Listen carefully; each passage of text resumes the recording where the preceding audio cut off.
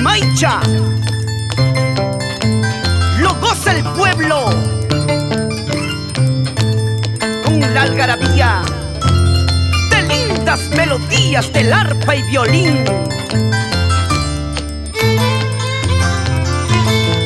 Es el arpa de Tucucha de Chihuire, el violín de Capitán de Sondondo, Caimicay Chimaicha Pucllaicha de San Salvador de Tajia. Cantan Norma, Carmen, Rosalía Ventura, siempre con Hawaiasta Producciones y Clebres Estudios.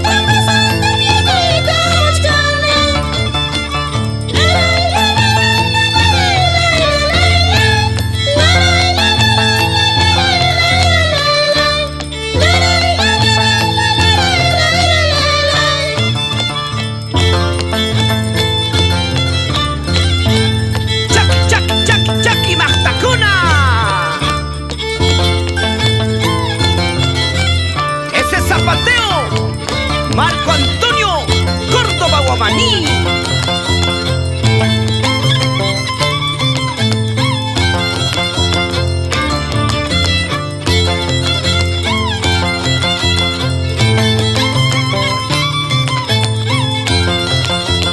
¡Hora, hora, hora!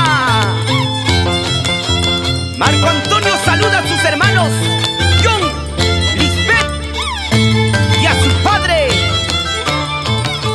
Martín Espinosa, en especial a su madre Mónica Guamaní Ramos y la pequeña Zoe Valery por San Salvador de Tajia.